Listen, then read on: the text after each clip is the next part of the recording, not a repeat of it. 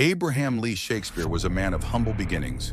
Born in 1966 in the quiet town of Lakeland, Florida, his life was defined by simplicity, hard work, and a constant battle against the currents of poverty. He wasn't a man of luxury or lofty dreams. He worked as a truck driver's assistant, hauling food and drinks for vending machines. His world was limited to familiar roads, long days, and the enduring hope of something better. Then, one fateful November day in 2006, everything changed. On a seemingly ordinary fuel stop, Abraham gave a co-worker $2 and asked him to buy a couple of quick-pick lottery tickets. It was casual, thoughtless even, one of those tiny decisions that feel like background noise in life's grander design. The ticket wasn't even in his name, but when the numbers were drawn, that scrap of paper held a fortune, $30 million. And just like that, the tide turned. The sudden wealth was almost mythical. Abraham chose the lump sum payout, around $17 million after taxes. A man who had once scraped by paycheck to paycheck was now drowning in cash. But if you think this story ends with luxury cars, exotic vacations, and a happy ever after, you're mistaken. Abraham's story is not a fairy tale. It's a slow, spiraling descent into darkness. Almost immediately, the vultures circled. Friends, family, strangers, people from every corner of his past and many more from the shadows of his future came to him with hands outstretched. Everyone wanted something: a loan, a gift, a favor. They told stories, spun sob stories, made promises they never intended to keep. And Abraham, generous to a fault, couldn't say no. He gave and gave. He bought houses, cars, and paid off debts. He gave away money to people he barely knew, not because he was foolish, but because he remembered what it was like to have nothing. He thought his windfall could lift everyone around him. What he didn't know was that greed has no bottom. No matter how much he gave, it was never enough. The money didn't bring him happiness. It brought him isolation. As months turned into years, Abraham began to withdraw. He complained to those close to him that people no longer treated him like a man. He was no longer Abraham. He had become a dollar sign with a pulse. And then came the woman who would ultimately seal his fate. Her name was Doris Donegan Moore, though she went by Dee Dee. On the surface, she was friendly, charming, helpful. Everything Abraham needed during a time when he felt the world was closing in. She offered to help him manage his money, protect him from the constant begging, and give him peace of mind. At first, it seemed like a blessing, but behind that smile was a dangerous ambition. Dee Dee convinced Abraham to transfer the title of his home into a company she created. She took control of his finances, his bank accounts, and soon, his very life. She claimed to be his business partner, then his friend, and finally his savior from the people who were using him. But Abraham's suspicions began to grow.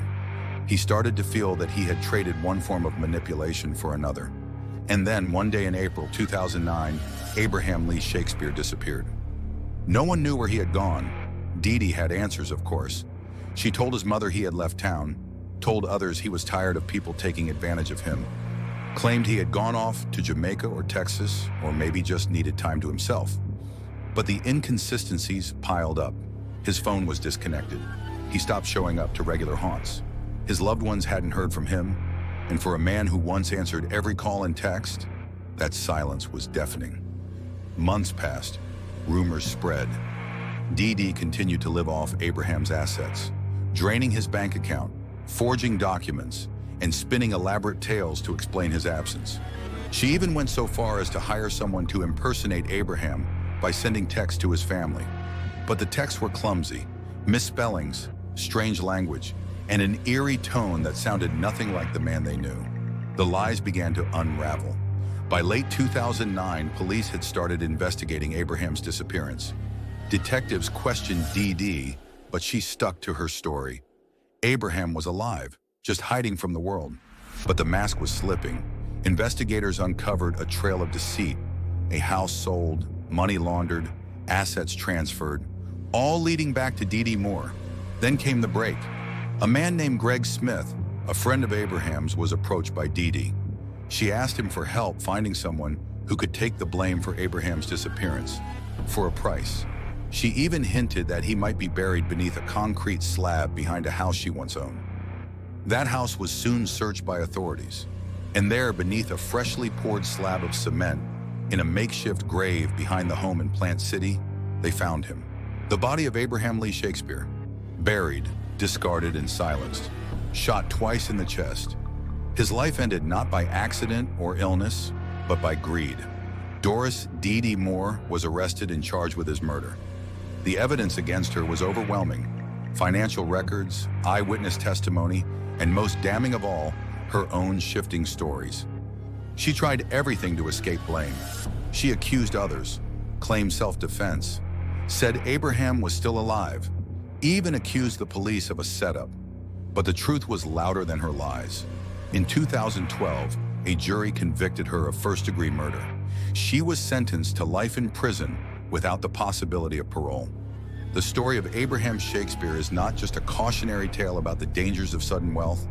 It's a haunting reminder that fortune can be a curse when it shines on the wrong stage, that not everyone who smiles is a friend, and that sometimes the price of generosity is paid in blood. He was a man who gave too much, trusted too deeply, and believed that wealth could solve the problems of the soul. But what he found instead was betrayal dressed in kindness, and a slow march toward an early grave. In the end, the lottery gave Abraham everything he thought he wanted, and took away everything he truly needed.